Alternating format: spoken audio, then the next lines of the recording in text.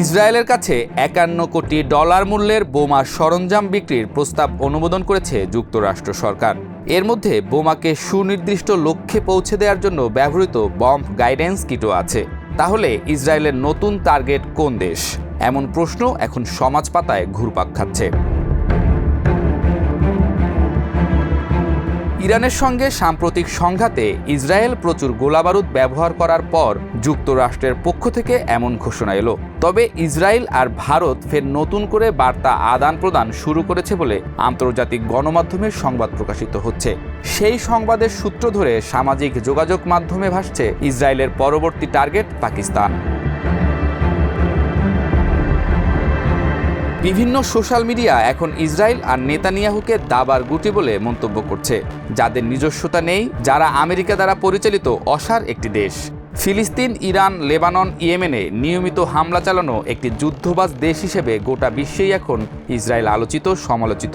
তবে নেতানিয়াহুর আচার আচরণে স্পষ্ট তিনি যুক্তরাষ্ট্র দ্বারা শতভাগ নিয়ন্ত্রিত একটি রোবট প্রধানমন্ত্রী। ইসরায়েল যখন কোনো দেশে হামলা চালায় তখনও বলে ট্রাম্পের পরামর্শ নেওয়া হয়েছে। আবার ট্রাম্প যখন যুদ্ধবিরতির কথা বলেন তখন থেমে যান নেতানিয়াহু। আপাতত ইরান আক্রমণ থেমেছে, চলছে গাজায় যুদ্ধবিরতির প্রক্রিয়াও। এমন সময় বিপুল পরিমাণ বোমা সরঞ্জাম ইসরায়েলের কাছে বিক্রির ঘোষণা দিয়ে নতুন কৌতূহল তৈরি করলেন ট্রাম্প। ইসরায়েলের পরবর্তী টার্গেট কোন দেশ, সেটাই এখন বড় প্রশ্ন হয়ে দাঁড়িয়েছে। যুক্তরাষ্ট্রের প্রতিরক্ষা নিরাপত্তা সহযোগিতা সংস্থা DSCA এক বিবৃতিতে বলেছে, এ বিক্রি ইসরায়েলকে এখনকার ও ভবিষ্যতের হুমকি মোকাবেলায় সাহায্য করবে। এর মাধ্যমে তারা নিজেদের সীমান্ত, গুরুত্বপূর্ণ স্থাপনা ও মানুষের বসতি আরও ভালোভাবে রক্ষা করতে পারবে। বিবৃতিতে আরও বলা হয়, যুক্তরাষ্ট্র ইসরায়েলের নিরাপত্তা রক্ষায় অঙ্গীকারবদ্ধ। ইসরায়েলের আত্মরক্ষার সক্ষমতা যেন দৃঢ় ও প্রস্তুত থাকে তা নিশ্চিত করাটা যুক্তরাষ্ট্রের জাতীয় স্বার্থের জন্য খুবই গুরুত্বপূর্ণ। যুক্তরাষ্ট্রের পররাষ্ট্র দপ্তর ইসরায়েলের কাছে এসব সরঞ্জাম বিক্রির অনুমোদন দিয়েছে, আর DSCA বিষয়টি কংগ্রেসকে জানিয়েছে। তবে এ ব্যাপারে কংগ্রেস এখনও অনুমতি দেয়নি। গত 13 জুন ইরানের পারমাণবিক কেন্দ্র, বিজ্ঞানী ও শীর্ষ সেনা কর্মকর্তাদের লক্ষ্য করে ইসরায়েল বড় ধরনের বিমান হামলা চালায়। ইসরায়েল চায় ইরান যেন তাদের পারমাণবিক কর্মসূচি বন্ধ করে দেয়, আর ইরান বলে আসছে তাদের পারমাণবিক কর্মসূচির উদ্দেশ্য বেসামরিক। তবে যুক্তরাষ্ট্র ও এর মিত্ররা মনে করে ইরান আসলে পারমাণবিক অস্ত্র বানাতে চায়। এদিকে ইসরায়েলের চারপাশে রয়েছে রাশিয়া, চীন, উত্তর কোরিয়া, পাকিস্তান, ভারত, যাদের সবাই পারমাণবিক শক্তিধর দেশ। ইরান এই পথে হাঁটছিল বলে অভিযোগ যুক্তরাষ্ট্র এবং ইসরায়েলের, যা তারা থামাতে চায়। ধারণা করা হচ্ছে ইরানকে অনেকটাই থামানো গেছে কিংবা পিছিয়ে দেওয়া সম্ভব হয়েছে। তাহলে কি এবারের টার্গেট পাকিস্তান? বিশেষজ্ঞদের মতে যুক্তরাষ্ট্র আর ইসরায়েলের আরেকটি টার্গেট মুসলিম শাসনের পতন, যে কারণে রাশিয়া, চীন, উত্তর কোরিয়া, ভারত তাদের টার্গেটে নেই। তাছাড়া ভারত ইসরায়েলের দীর্ঘদিনের মিত্র, আর দিল্লির আজন্ম শত্রু ইসলামাবাদ। সুতরাং 2-4 মিলিয়ে সমাজ মাধ্যম বলছে তাদের পরবর্তী টার্গেট পাকিস্তান। 2018 সালে মার্কিন প্রেসিডেন্ট হিসেবে ট্রাম্পের প্রথম মেয়াদ চলাকালে তিনি ইরানের সঙ্গে পারমাণবিক চুক্তি থেকে যুক্তরাষ্ট্রকে প্রত্যাহার করেন। কয়েক সপ্তাহ ধরে ইরানের সঙ্গে পারমাণবিক চুক্তিতে ফেরার জন্য তিনি কূটনৈতিক সমাধানের পথ খুঁজছিলেন। তবে শেষ পর্যন্ত ইরানের বিরুদ্ধে সামরিক পদক্ষেপ গ্রহণ করার সিদ্ধান্ত নেন এবং দেশটির পারমাণবিক স্থাপনাগুলোতে মার্কিন হামলার নির্দেশ দেন। গত সপ্তাহে ইরান ইসরায়েল যুদ্ধবিরতি হয়েছে। তবে ইসরায়েলের প্রধানমন্ত্রী বেনিয়ামিন নেতানিয়াহু বলেছেন তিনি কখনোই তেহরানকে আবারও পারমাণবিক স্থাপনা গড়ে তুলতে দেবেন না।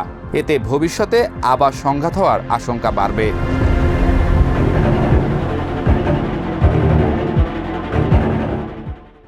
এবার আন্তর্জাতিক পরমাণু শক্তি সংস্থা IAEA এর সঙ্গে সব ধরনের সহযোগিতা স্থগিতের ঘোষণা দিয়েছেন ইরানের প্রেসিডেন্ট মাসুদ পেজেশকিয়ান।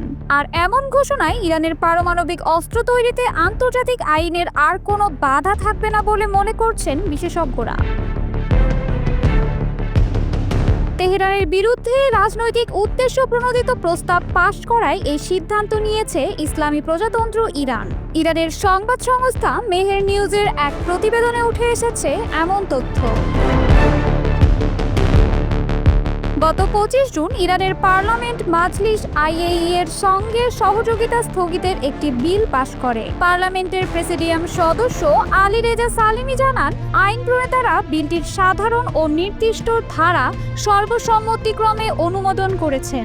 এই বিল অনুযায়ী ইরানের পারমাণবিক স্থাপনাগুলোর নিরাপত্তা ও শান্তিপূর্ণ পরমাণু কার্যক্রমের ব্যাপারে সুপ্রিম ন্যাশনাল সিকিউরিটি কাউন্সিল থেকে নিশ্চিত না করা পর্যন্ত আইএইই এর পরিদর্শকদের আর তেহরানে প্রবেশের অনুমতি দেওয়া হবে না। هم در مقابل خود رژیم صهیونیستی بایستند هم در مقابل حامیان رژیم صهیونیستی. এই সিদ্ধান্ত এমন এক সময়ে আসলো যখন আইএইই এর প্রধান রাফায়েল গ্রোসির ইরানে প্রবেশ নিষিদ্ধ করার প্রস্তাবও বিবেচনাধীন রয়েছে। গ্রোসি ও তার সংস্থাকে ইসরায়েল ও যুক্তরাষ্ট্রের আগ্রাসনের সহায়তার অভিযোগ এনেছে তেহরান। ইরানি সংসদ সদস্য কাউসারি দাবি করেছেন, তিনি সরাসরি দেশের জাতীয় নিরাপত্তা কাউন্সিলের কাছে গ্রোসির উপর নিষেধাজ্ঞা আরোপের সুপারিশ করেছেন। باز میکنم و از بین میبرم.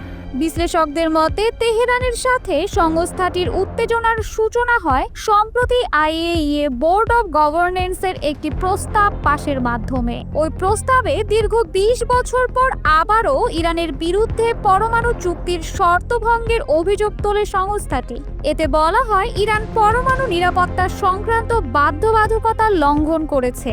19টি দেশ প্রস্তাবের পক্ষে ভোট দেয়, 11টি দেশ ভোটদান থেকে বিরত থাকে এবং রাশিয়া, চীন ও বুর্কিনা ফাসো এর বিরোধিতা করে। এই বিতর্কিত প্রস্তাব তেহরানের তীব্র প্রতিক্রিয়া সৃষ্টি করে। এরপরই ইরান ঘোষণা দেয় তারা একটি নতুন পারমাণবিক স্থাপনা নির্মাণ করবে এবং ফোর্দো ইউরেনিয়াম সমৃদ্ধকরণ কেন্দ্রে উন্নত প্রযুক্তির সেন্ট্রিফিউজ স্থাপন করবে। আন্তর্জাতিক বিশ্লেষকদের মত, এই ঘোষণাগুলো আসলে আন্তর্জাতিক সংস্থার উপর চাপ সৃষ্টি এবং নিজেদের সার্বভৌমত্বের বার্তা।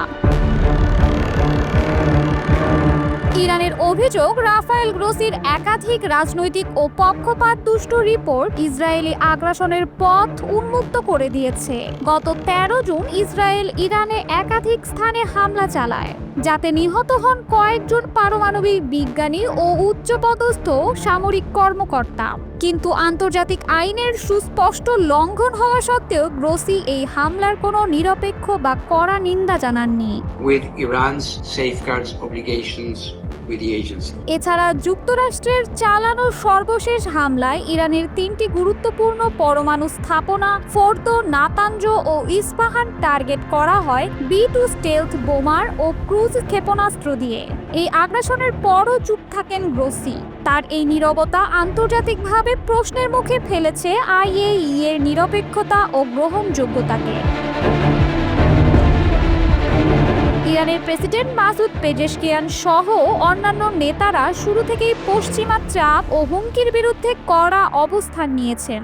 আইএইই এর সঙ্গে সহযোগিতা স্থগিতের মাধ্যমে তিনি যেন বুঝিয়ে দিলেন, তেহরান আর কোনো বৈষম্য, পক্ষপাত কিংবা চুক্তি লঙ্ঘনের অভিযোগ মেনে নেবে না। که ایران باید غنی‌سازی داشته باشه یا نداشته باشه به شما چه؟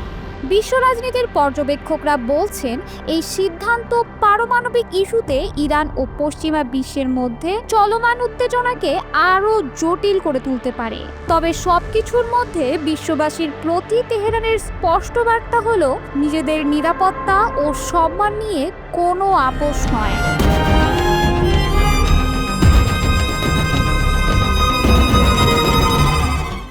ইরানের পর এবার রকেট হামলা হয়েছে ইরাকেও। ধারণা করা হচ্ছে ইরানপন্থী সমর্থনের জন্য ইসরায়েলের হামলার লক্ষ্যবস্তু হয়েছে ইরাক। তবে এই হামলার দায় এখনও ইসরায়েল বা কোনো পক্ষই স্বীকার করেনি। ইরাকের উত্তরের এই স্পর্শকাতর শহরে একযোগে চালানো হয়েছে কাতিউশা রকেট হামলা। লক্ষ্য ছিল বিমানবন্দর, ঘাঁটি ও সাধারণ বসতবাড়ি।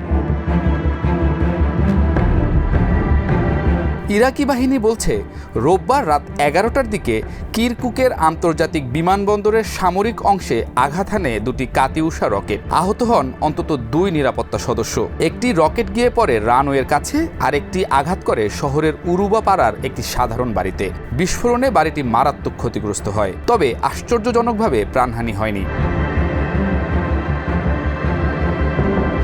এ পর্যন্ত কেউ হামলার দায় স্বীকার করেনি, কিন্তু টাইমস অব ইসরায়েল এবং রুদাউ সহ একাধিক নির্ভরযোগ্য সূত্র বলছে এই রকেট হামলা ছিল অত্যন্ত লক্ষ্য নির্ভর এবং ইরান ঘনিষ্ঠ গোষ্ঠীগুলোর পুরনো কৌশলের সঙ্গে হুবহু মিলে যায়। জানা গেছে বিমানবন্দরের সামরিক অংশে অবস্থান করে ইরাকি সেনা, ফেডারেল পুলিশ ও হাশেদ আল শাবি বাহিনী। এই হাশেদ জোট একসময় ইরান সমর্থিত আধা সামরিক গোষ্ঠী হিসেবে পরিচিত ছিল, যাদের অনেকে এখন ইরাকের নিয়মিত বাহিনীর অংশ। আর এই কারণেই প্রশ্ন উঠছে, এই হামলার লক্ষ্য কি কেবল ইরাকি ঘাঁটি, নাকি এর ভেতরে ছিল বড় কোনো বার্তা?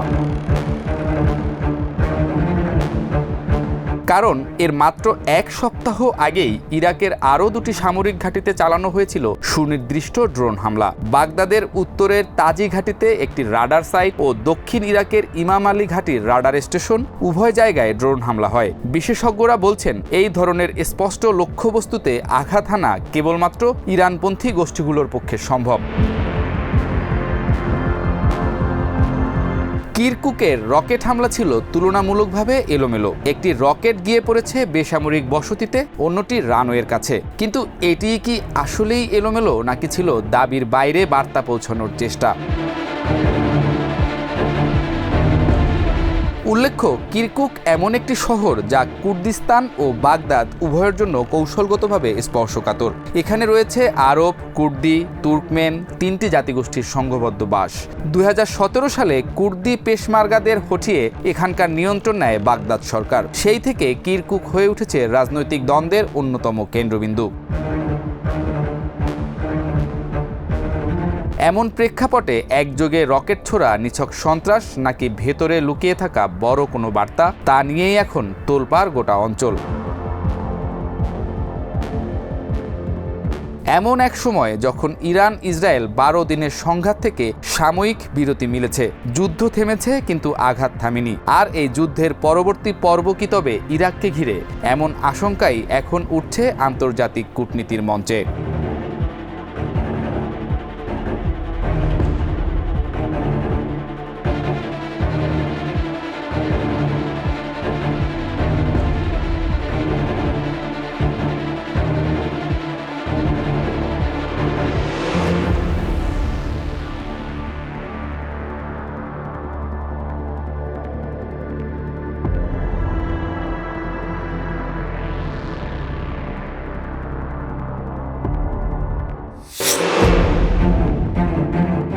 ট্রাম্পকে সমর্থনে $100 কোটি খরচ করেছেন, অথচ এবার সেই ট্রাম্পের প্রস্তাবিত বিল পাশ হলে সরাসরি নতুন রাজনৈতিক দল গড়ার হুমকি দিচ্ছেন ইলন মাস্ক। বিশ্বের সবচেয়ে আলোচিত ধনকুবের হয়েও ইলন মাস্ক কখনোই রাজনীতি থেকে দূরে থাকেননি। তবে গতকাল যা ঘটল তা নিঃসন্দেহে মার্কিন রাজনীতির ভবিষ্যৎ নিয়েই এক বড় প্রশ্ন তুলে দিয়েছে। নিজের মালিকানাধীন এক্সে মাস্ক লিখেছেন, যেসব কংগ্রেস সদস্য খরচ কমানোর প্রতিশ্রুতি দিয়ে নির্বাচনে জিতেছেন, অথচ ইতিহাসের সবচেয়ে বড় ঋণ বৃদ্ধির বিলের পক্ষে ভোট দিয়েছেন, তাদের উচিত লজ্জায় মাথা নিচু করে থাকা। এই কথার কয়েক ঘন্টার পরে এলো আরো বিস্ফোরক ঘোষণা। এই পাগলাটে খরচের বিল যদি পাশ হয়, তাহলে পরদিনই আমি আমেরিকা পার্টি নামে নতুন একটি দল গঠন করব। মাস্কের ভাষায় যুক্তরাষ্ট্র এখন পর্কি পিগ পার্টিতে পরিণত হয়েছে, একটা চর্বিযুক্ত একদলীয় শাসনের ক্লাব যেখানে জনগণের কোনো আসন নেই। মাস্ক বলেন, যুক্তরাষ্ট্রে এখন আর কোনো দ্বিদলীয় নীতি নেই। ডেমোক্র্যাট ও রিপাবলিকান একসঙ্গে দেশের ঋণ বাড়াচ্ছে, কর্পোরেট স্বার্থে কাজ করছে আর সাধারণ আমেরিকানদের করের বোঝা চাপিয়ে দিচ্ছে। তাই এমন এক দল গড়া জরুরি যারা সত্যিকারের জনগণের কণ্ঠস্বর হবে।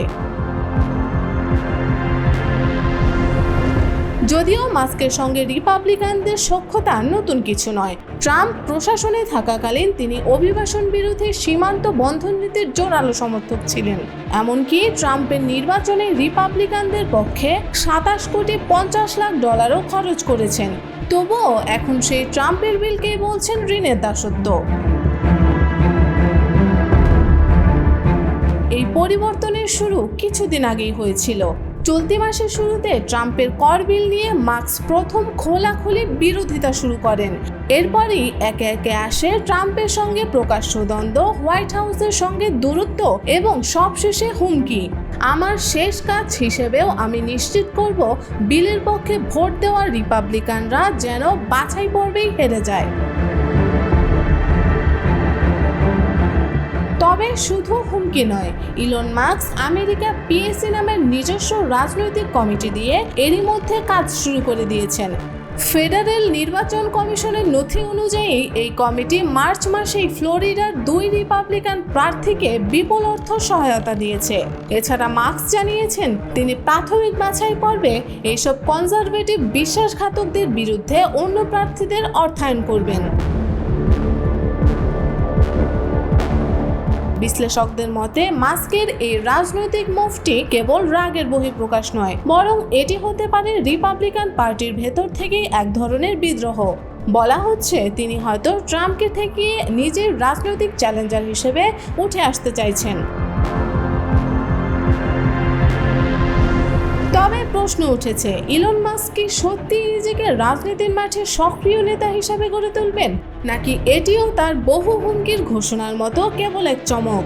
একই সঙ্গে আরেকটি বড় প্রশ্ন, আমেরিকা পার্টি কি সত্যি রিপাবলিকানদের গঠনতন্ত্র কাঁপিয়ে দিতে পারবে? সময় হয়তো সব প্রশ্নের জবাব দেবে, কিন্তু এতটুকু নিশ্চিত, মাস্কের এই ঘোষণায় মার্কিন রাজনীতিতে এক নতুন ভূকম্পন শুরু হয়ে গেছে।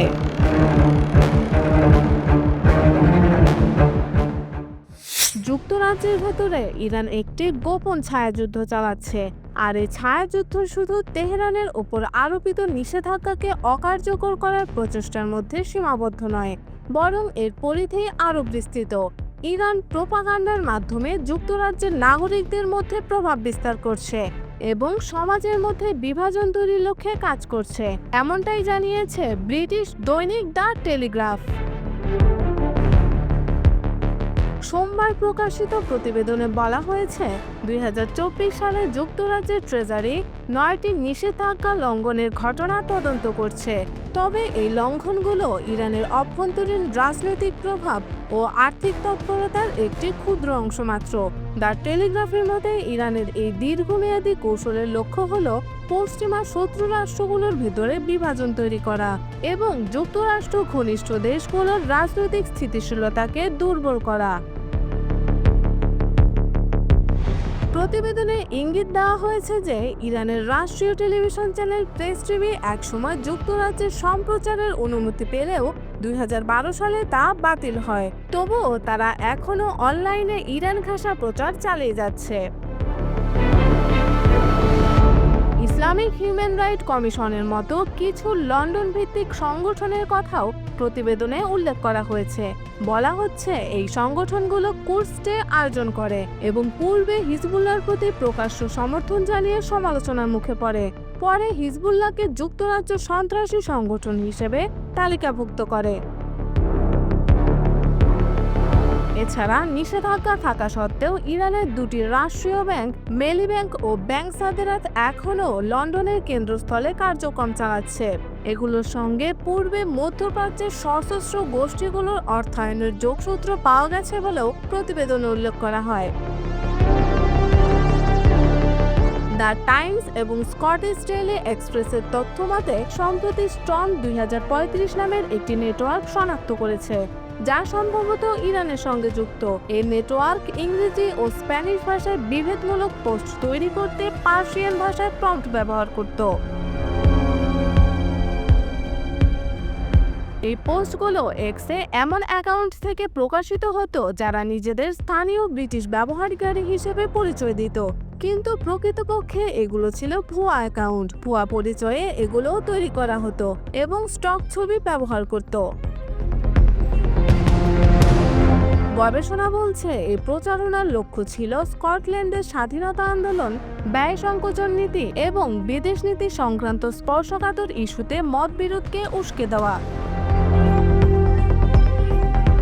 ইসরায়েলি হামলার পর 12 জন সব অ্যাকাউন্ট হঠাৎ করে নিশ্চুপ হয়ে যায়, যা ইঙ্গিত দেয় যে এগুলো ইরানের ইসলামী বিপ্লবী গার্ড বাহিনীর সাথে যুক্ত থাকতে পারে। দ্য টেলিগ্রাফের মতে ইরানের এই জটিল প্রভাব অভিযান মোকাবেলায় যুক্তরাজ্য সরকার এখনও কার্যকর প্রতিরোধ গড়ে তুলতে পারেনি। প্রতিবেদনে বলা হয়েছে, বছরের পর বছর ধরে নীতি নির্ধারকদের উদাসীনতার সুযোগে ইরান এই ধরনের তৎপরতা করে তুলেছে এবং এখন তার প্রভাব বিস্তার ঘটাচ্ছে।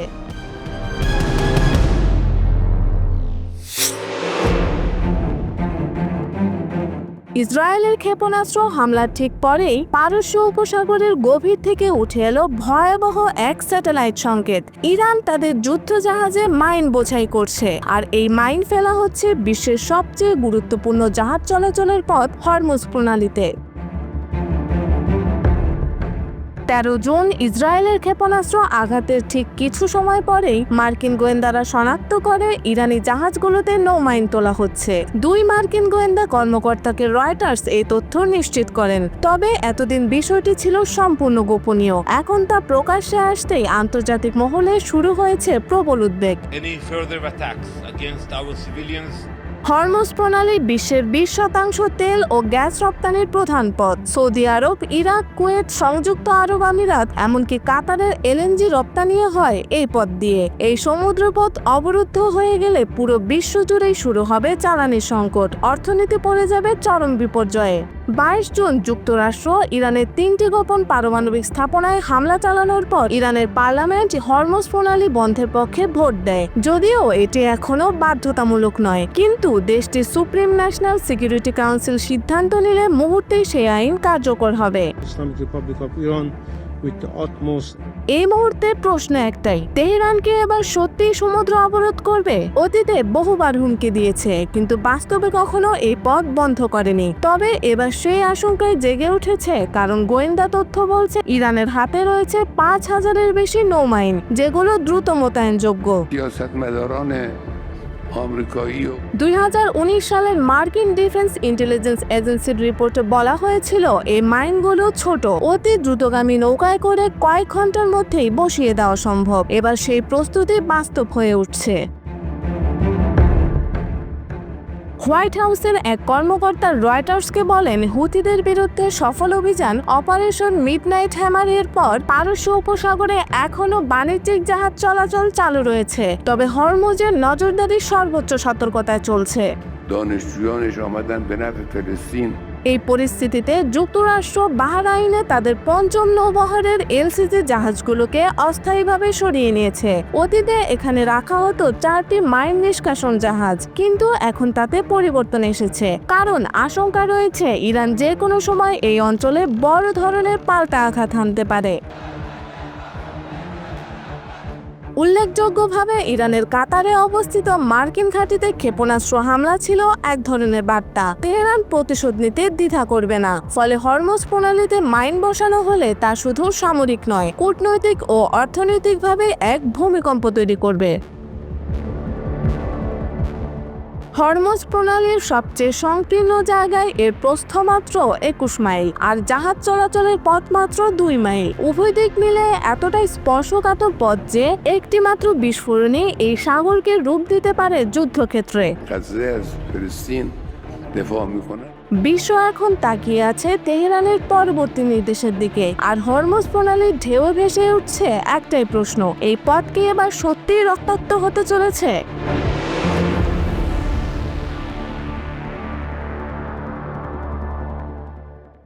চীনা 2 গুপ্তচরকে ঘিরে আবারও মার্কিন চীন উত্তেজনা চরমে। পাল্টাপাল্টি দোষারোপ, সন্দেহ, উত্তাপ ছড়াচ্ছে আন্তর্জাতিক রাজনীতির মাঠে। ট্রাম্প আর শি জিনপিং এর অস্বীকৃত স্নায়ুযুদ্ধ ধীরে ধীরে স্পষ্ট হয়ে উঠছে। যুক্তরাষ্ট্রে চীনা 2 গুপ্তচরের গ্রেপ্তারের ঘটনা ভাবিয়ে তুলছে রাজনৈতিক বিশ্লেষকদের। যুক্তরাষ্ট্রের বিচার বিভাগ ইউয়ান সে চেন এবং লিরেন রায়ান লাইয়ের বিরুদ্ধে গুপ্তচর বৃত্তি এবং দেশের সামরিক বাহিনীর ভেতর থেকে লোক নিয়োগের চেষ্টা করার অভিযোগে মামলা করেছে। অভিযুক্ত 2 জন চীনের স্টেট সিকিউরিটি মন্ত্রণালয়ের পক্ষে কাজ করে বলে প্রাথমিকভাবে সন্দেহ করা হচ্ছে। তাদের বিরুদ্ধে যে সকল গোপন কার্যক্রম চালানোর অভিযোগ আনা হয়েছে তার মধ্যে রয়েছে অর্থের বিনিময়ে যুক্তরাষ্ট্রের জাতীয় নিরাপত্তা সংক্রান্ত তথ্য ক্রয়ের চেষ্টা, নৌঘাঁটি সংক্রান্ত তথ্য ও ছবি সংগ্রহ এবং স্টেট সিকিউরিটি মন্ত্রণালয়ের জন্য মার্কিন এজেন্ট নিয়োগের চেষ্টা। যুক্তরাষ্ট্রের অ্যাটর্নি জেনারেল পামেলা বন্ডি বলেন, এই মামলাটি চীনা সরকারের দীর্ঘমেয়াদী এবং আগ্রাসী প্রচেষ্টাকে তুলে ধরে, যা আমাদের সামরিক বাহিনীতে অনুপ্রবেশ এবং আমাদের জাতীয় নিরাপত্তাকে ভেতর থেকে দুর্বল করার লক্ষ্যে পরিচালিত। FBI এর একটি হলফনামা অনুযায়ী লাই ছিলেন MSS এর একটি নেটওয়ার্কের অংশ, যারা চীন ও মার্কিন যুক্তরাষ্ট্রের মধ্যে গোপন অপারেশন পরিচালনার উদ্দেশ্যে সহজে যাতায়াত করতে পারত। আনুমানিক 2021 সাল থেকে লাই যুক্তরাষ্ট্রে বসবাসরত চেনকে নিজেদের চর হিসেবে গড়ে তুলতে শুরু করেন। চেন দীর্ঘদিন যাবৎ যুক্তরাষ্ট্রে বসবাস করে আসছেন এবং আইনত সেখানকার একজন স্থায়ী অধিবাসী। মার্কিন সামরিক বাহিনীর কিছু সদস্যের সাথে চেনের পরিচয় আছে জানার পর লাই শুরু করেন নতুন পরিকল্পনা। চেনকে নিয়ে লাই বিদেশ ভ্রমণের পরিকল্পনা করেন যাতে তারা ব্যক্তিগতভাবে নিজেদের নানান সংযোগের বিষয়ে আলোচনা করতে পারেন। গোপন আলোচনার লক্ষ্যে বিদেশ সফরের জন্য টিকিটের খরচও তিনি বহন করবেন বলে চেনকে আশ্বাস দেন। হলফনামায় আরও বলা হয়েছে, ওই দুই ব্যক্তি চীনের স্টেট সিকিউরিটি মন্ত্রণালয়ের এজেন্টদের সঙ্গে অন্য দেশে গিয়ে গোপনে দেখা করেন। 2022 সালে তারা ক্যালিফোর্নিয়ার একটি লকারে নগদ $10,000 ভর্তি একটি ব্যাগ রেখে যান। সেই অর্থ ছিল তাদের সাথে গোপনে অন্যান্য যারা গোয়েন্দা তথ্য সংগ্রহ করে তাদের পারিশ্রমিক। পরবর্তী বছরগুলোতে চেন যুক্তরাষ্ট্রের নৌবাহিনী সম্পর্কিত গুরুত্বপূর্ণ তথ্য পাচার করেন। তার পাচারকৃত তথ্যের মধ্যে নৌবাহিনীর কর্মীদের কিছু ব্যক্তিগত বিবরণও অন্তর্ভুক্ত ছিল। একজন মার্কিন নৌবাহিনীতে নিয়োগপ্রাপ্ত ব্যক্তির সঙ্গে সাক্ষাৎ করতে চেন স্যান ডিয়েগো যান, যেখানে তিনি USS আব্রাহাম লিঙ্কন নামের একটি বিমানবাহী রণতরী পরিদর্শন করেন। যুক্তরাষ্ট্রের বিচার বিভাগ জানিয়েছে, এই মামলাটি চীনের গোয়েন্দা কার্যকলাপের একটি বৃহত্তর ধারার অংশ, যার লক্ষ্যবস্তু হচ্ছে মার্কিন সামরিক বাহিনী। 2023 সালের অগাস্ট মাসে একই ধরনের একটি মামলায় মার্কিন 2 জন নৌবাহিনীর নাবিকের বিরুদ্ধে চীনের কাছে সংবেদনশীল সামরিক তথ্য সরবরাহ করার অভিযোগ আনা হয়।